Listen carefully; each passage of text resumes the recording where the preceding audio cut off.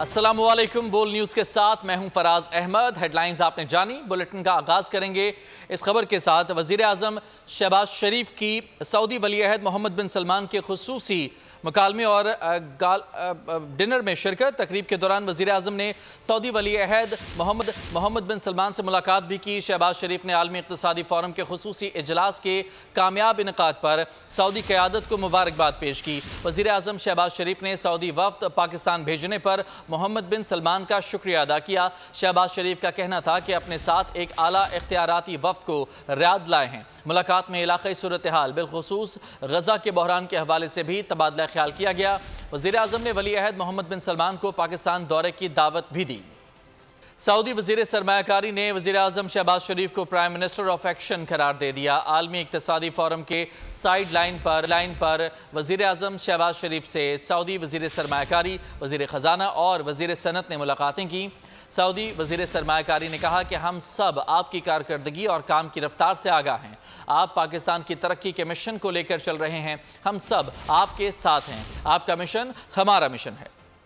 वज़ीर आज़म शहबाज शरीफ और अमीर कुवैत की मुलाकात भी हुई। वज़ीर आज़म ने अपने दोबारा इंतखाब पर अमीर कुवैत के तहनीती पैगाम और ख़त पर उनका शुक्रिया अदा किया। वज़ीर आज़म ने अमीर कुवैत के साथ मिलकर काम करने की ख्वाहिश का इजहार भी किया। दो तरफ़ा ताल्लुकात के अलावा इलाक़ाई सूरत हाल बिलखुसूस गज़ा के बहरान के हवाले से भी तबादला ख्याल किया गया। वज़ीर आज़म ने कुवैत के अमीर को पाकिस्तान के दौरे की दावत भी दी। वज़ीर आज़म शहबाज शरीफ से MD IMF क्रिस्टलिना जॉर्जिवा की मुलाकात हुई। पाकिस्तान के IMF के नए प्रोग्राम पर तबादला ख्याल किया गया। क्रिस्टलिना जॉर्जिवा ने नए प्रोग्राम के इक़्तिसादी फ्रेमवर्क का बताया। MD IMF ने गुज़िश्ता साल स्टैंड बाय अरेंजमेंट से मुताल्लिक़ वज़ीर आज़म के कायदाना किरदार को सराहा। वज़ीर आज़म शहबाज शरीफ ने कहा कि हुकूमत पाकिस्तान पाकिस्तानी मईशत को दोबारा पटरी पर लाने के लिए पुरअज़्म है। MD IMF का मजीद कहना था पाकिस्तान सख्त मालियाती नज़्म ज़ब्त यकीनी बनाए। पाकिस्तान इस्लाहात से ही मैक्रो इकनॉमिक इस्तेहकाम हासिल कर सकता है। वज़ीर आज़म ने MD IMF को दौरे पाकिस्तान की दावत दी। SBA के तहत $1.1 अरब किस्त के लिए IMF इजलास कल होगा। इस वक्त दुनिया का सबसे बड़ा मसला अदम मसावात है। वज़ीर आज़म शहबाज शरीफ की सऊदी अरब में इक़्तिसादी फ़ोरम में सेहत से मुतालिक मुबाहिसे में गुफ्तगू। कहा पाकिस्तान में पोलियो के खात्मे के लिए कोशिशें जारी हैं। I think the first and foremost problem is global inequities. Climate change has completely changed the landscape.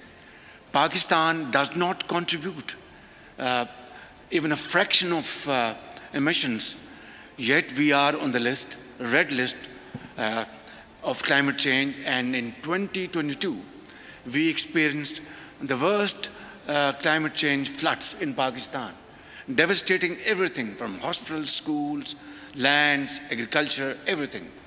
And we had to invest hundreds of billions of rupees to rehabilitate people.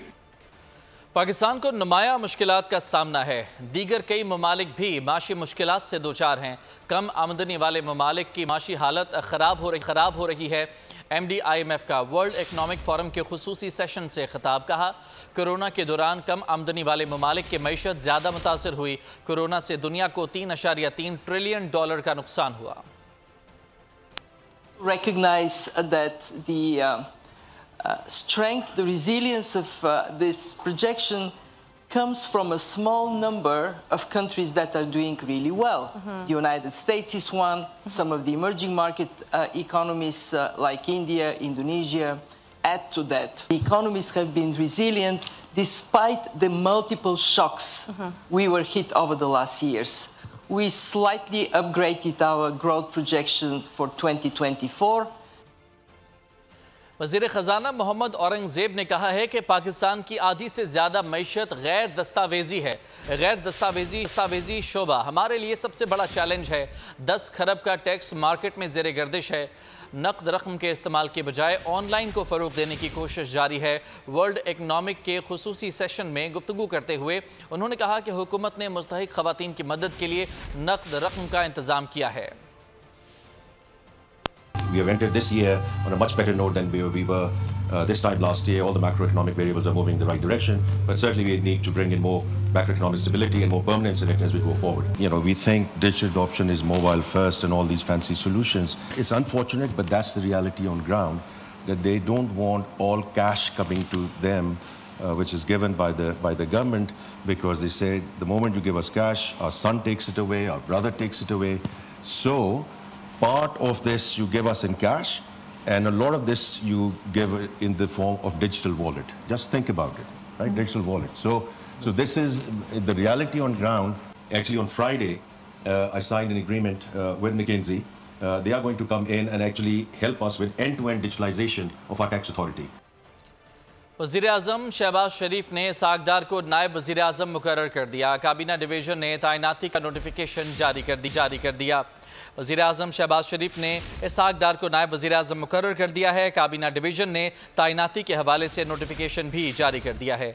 मुल्क में एक बार फिर नायब वजीर आजम की तैनाती। मुस्लिम लीग नून के रहनुमा और वजीर खारजा सेनेटर इसाक डार को डिप्टी वजीर आजम मुकर्रर कर दिया गया। इसाक डार की बतौर डिप्टी वजीर आजम तैनाती का नोटिफिकेशन भी जारी कर दिया गया। काबीना डिवीजन की जानिब से जारी नोटिफिकेशन के मुताबिक इसाक डार की बतौर डिप्टी वजीर आजम तैनाती फौरी तौर पर होगी। इसाक डार पाकिस्तान के चौथे डिप्टी वजीर आजम है। इससे कबल जुल्फिकार अली भुट्टो, बेगम नुसरत भुट्टो और चौधरी परवेज इलाही डिप्टी वजीर आजम रह चुके हैं। आइन में डिप्टी वज़ीर आज़म का कोई जिक्र ही नहीं। वज़ीर आज़म शहबाज शरीफ ने किस इख्तियार के तहत इसाक डार को नायब वज़ीर आज़म नामजद किया? किस कानूनी बुनियाद पर नायब वज़ीर आज़म की नामजदगी की गई? नोटिफिकेशन में जिक्र ही नहीं। नायब वज़ीर आज़म के इख्तियारात क्या होंगे? अहम सवालात उठने लगे। काबीना डिवीज़न से जारी नोटिफिकेशन में आइन, रूल्स या किसी कानून का हवाला नहीं दिया गया। हुकूमती ज़राए का कहना है कि नायब वज़ीर आज़म के इख्तियारात इस्तेमाल करने के मजाज नहीं होंगे। नायब वज़ीर आज़म का ओहदा अलामती से ज्यादा कुछ नहीं होगा। आइन में डिप्टी वज़ीर आज़म का कोई जिक्र नहीं। वज़ीर आज़म शहबाज शरीफ ने किस इख्तियार के तहत इसाक डार को नायब वज़ीर आज़म नामजद किया? किस कानूनी बुनियाद पर नायब वज़ीर आज़म की नामजदगी की गई? इस हवाले से नोटिफिकेशन में कोई जिक्र नहीं। भाई वज़ीर आज़म, साहबजादी वज़ीर आला और अब समधी साहब डिप्टी वज़ीर आज़म। मुस्तफ़ा नवाज़ खोखर की हुकूमती फैसले पर कड़ी तनकीद। कहा, पूरी पार्टी में कोई और शख्स किसी भी इंतज़ामी ओहदे के लिए अहल नहीं। क्या उसका हुक्मरान ख़ानदान से होना वाहिद शर्त है?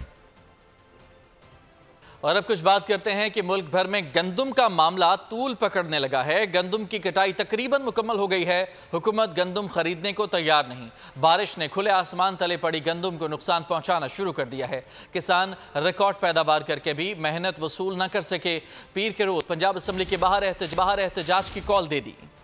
किसान एक बार फिर परेशान, कैसे बनेगा खुशहाल पाकिस्तान? गंदम पहले मौजूद है, मजीद नहीं लेनी। कहीं आग लगने का खदशा, कहीं बारिश से नुकसान। आजाब में है किसान की जान। मुल्क भर में गंदम की कटाई मुकम्मल, मगर काश्तकारों को खरीदार ना मिला। हुकूमत की अदम खरीदारी, मुनासिब कीमत ना मिलने पर लाखों टन गंदम खुले आसमान तले पड़ी है। बारिश ने रही सही कसर पूरी कर दी। कीमती गंदम को कीड़ा लगने का खदशा। किसानों ने सड़क पर रख कर गंदम बेचना शुरू कर दी। हुकूमत की जानिब से गंदम की खरीद ना होने के बायस किसान शदीद परेशान। कहते हैं गंदम की मुकर्ररा रेट 3900 रुपए पर खरीद नहीं हो रही। ਅੱਜ ਜਿਹੜੀ ਇੱਥੇ ਕਣਕ ਵਿਕੀ ਆ ਨਾ ਉਹ 3250 ਰੁਪਏ ਦੇ ਵਿੱਚ ਵਿਕੀ ਆ ਤੇ ਉਹਦੀ ਵਜ੍ਹਾ ਆ ਕਿ ਕਿਸਾਨਾਂ ਨੂੰ ਬਾਰਦਾਨਾ ਨਹੀਂ ਮਿਲ ਰਿਹਾ। ਉਹ ਮਜਬੂਰ ਆ ਕਿ ਆਪਣੀ ਫਸਲ ਜਿਹੜੀ ਆ ਜਿਹੜਾ ਵੀ ਰੇਟ ਲੱਗੇ ਉਹ ਵੇਚਣ। ਤੇ ਬਹੁਤ ਜ਼ਿਆਦਾ ਜਿਹੜਾ ਨੁਕਸਾਨ ਹੋ ਰਿਹਾ ਸੀ, ਕੀ ਕਰੀਏ, ਕਿਹੜੇ ਪਾਸੇ ਜਾਈਏ? ਸਾਲ ਬਾਅਦ ਆਈ ਦਾ ਕਣਕ ਲੈ ਕੇ 100 ਘਰ ਦੇ ਵਿੱਚ खुशहाली आएगी, लेकिन खुशहाली आने की वजह तो परेशान हो गए हैं। मुख्तलिफ शहरों में किसानों के मुजाहिरे भी जारी हैं। पाकिस्तान किसान इत्तेहाद के मरकजी नायब सदर साबिर नियाज ने आरिफ वाला में न्यूज़ कॉन्फ्रेंस की।